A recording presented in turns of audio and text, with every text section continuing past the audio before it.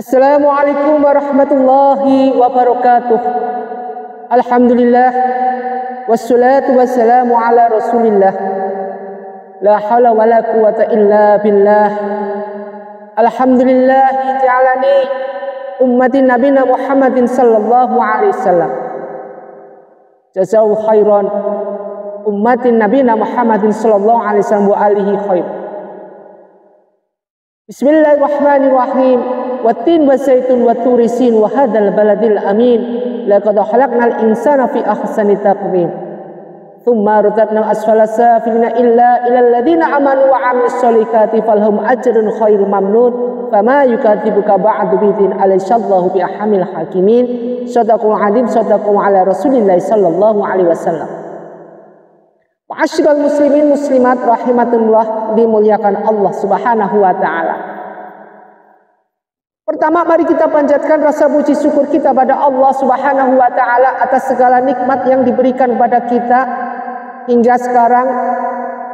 Kita dalam keadaan kondisi sehat, pikiran kita sehat, jasmani kita sehat, alhamdulillah. Bagi yang sakit mudah-mudahan cepat diangkat sakitnya, bagi yang punya masalah mudah-mudahan cepat diangkat masalahnya, bagi yang punya hutang semoga cepat dilunasi hutangnya atas izin Allah Subhanahu wa taala. Manusia hidup tidak pernah ada masalah. Selama kita hidup, masalah akan selalu berganti. Tetapi bagaimana kita menyikapi, dengan bagaimana kita menyikapi sebagai hamba Allah yang beriman. Bismillahirrahmanirrahim. Ya ayyuhalladzina amanu ista'inu. Ketika wahai orang-orang beriman, dalam keadaan apapun ketika kita menjadi hamba Allah yang beriman, mintalah pertolongan kepada Allah. Dina amanu, ya ayyuhalladzina amanu ista'inu bisabri, dengan sabar, wassalah, dan jangan dengan salat, jangan melupakan salat, jangan meninggalkan salat. Apapun bentuknya, kita senantiasa mohon kepada Allah Subhanahu wa taala. Setidaknya kita mohon kepada Allah ketika kita doa pada Allah Subhanahu wa taala. Doa itu, meskipun doa itu ibaratnya tidak bisa menyelesaikan masalah kita, insya Allah akan bisa menyelesaikan kita. Tapi setidak-tidaknya dengan doa ini membuat kita menjadi tenang di hadapan Allah Subhanahu wa taala. Kenapa? Karena kita menjadi hamba Allah yang senantiasa selalu mohon pada Allah dalam zikir kita pada Allah Subhanahu wa taala. Salawat dan salam mari kita haturkan pada junjungan kita Nabi Muhammadin sallallahu alaihi wasallam. Mudah-mudahan kita jadikan sebagai hamba Allah, umat baginda Rasulullah sallallahu alaihi wasallam yang senantiasa tawadhu di hadapan Allah Subhanahu wa taala. Ma'asyiral muslimin muslimat rahimatullah. Sekarang dalam keadaan kondisi hijau, kita berada dalam naungan background yang luar biasa. Di sini ada bambu-bambu, di mana bambu ini mengingatkan kita pada zaman dahulu. Ketika itu orang-orang kita tidak punya senjata apapun, tetapi karena pikiran kita, tekad yang bulat, kita gunakan bambu ini untuk melawan penjajah atau melawan keanarkisan yang terjadi pada waktu itu, melawan Belanda. Hanya dengan modal bambu segala sesuatu yang bisa diandalkan seperti ini. Artinya apa? Bambu dan pohon kelapa ini segala apapun bentuknya, dia bisa dipakai dengan segala kegiatan, segala untuk mengcover, untuk beribadah dan segalanya. Artinya apa? Kita patut mensyukuri nikmat Allah alamnya seperti ini. Karena Allah ciptakan ini semua untuk apa? Untuk hambanya yang beriman, untuk hambanya yang senantiasa tawadhu kepada Allah Subhanahu wa taala. Karena mereka dulu disumpah untuk sujud pada manusia. Kenapa? Dengan catatan mereka semua bisa digunakan oleh hamba Allah Subhanahu wa taala, dengan catatan kita harus beriman, menjalankan perintah Allah, menjauhi larangan Allah.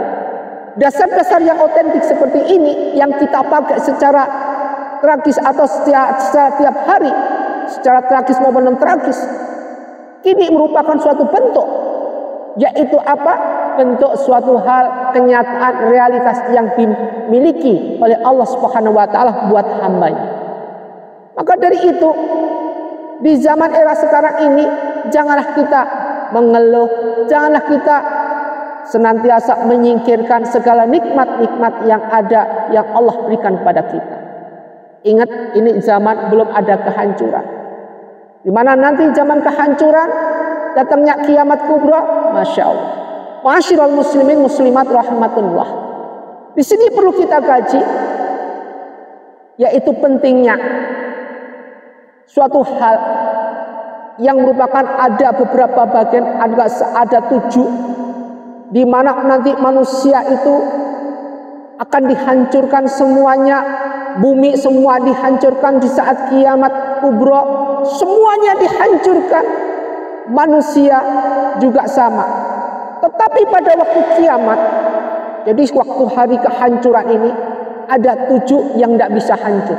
Jadi ingat, ini perlu dipahami, ada 7 yang nggak bisa dihancurkan di saat pada waktu hari kiamat kubro, yaitu kiamat akbar. 7 benda yang tidak bisa hancur atau 7 wujud yang nggak bisa hancur ini, salah satunya yang pertama adalah ruh. Jadi di saat kiamat akbar, roh ini tidak bisa hancur. Jadi yang pertama roh. Jadi roh makhluk hidup ini tidak bisa hancur, terutama roh manusia. Karena apa? Karena nanti akan dibangkitkan lagi. Jadi roh tetap roh. Ketika itu roh nanti dibangkitkan semuanya. Yang kedua, ujung tulang ekor pada manusia.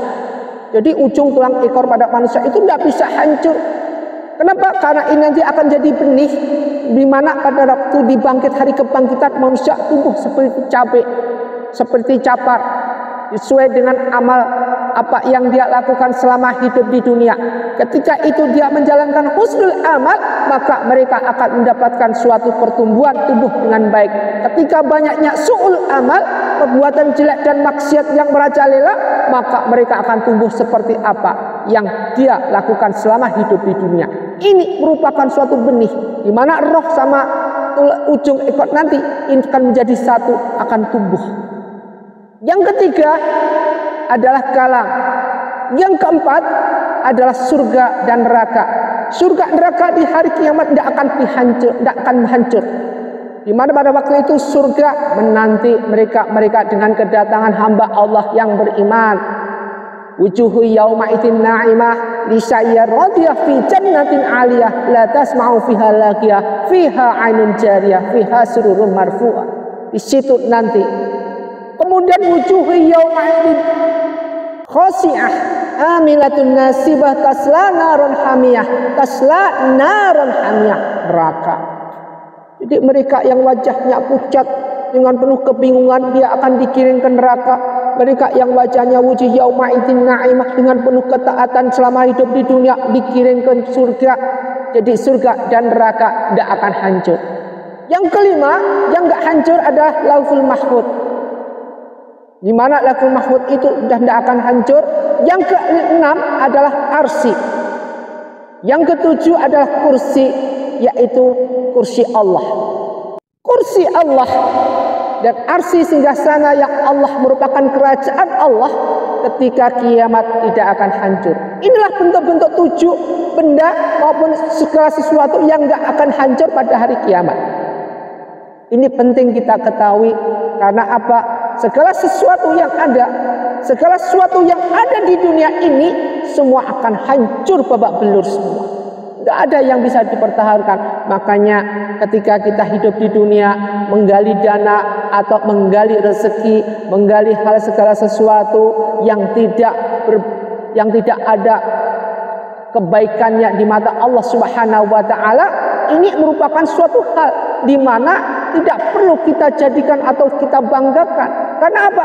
Ketika kita mati, semua nggak akan kita bawa. Tetapi pahala yang kita cari selama hidup di dunia, inilah yang nanti kita bawa. Setiap tausiah senantiasa kita kaji, senantiasa kita agendakan selalu dalam tema yang sama. Mudah-mudahan kita jadikan sebagai hamba Allah yang istiqomah dalam ahli ibadah dan menjadi hamba Allah yang mati dalam keadaan husnul khotimah. Usikum wa nafsi bittaqwallah. Wassalamualaikum warahmatullahi wabarakatuh.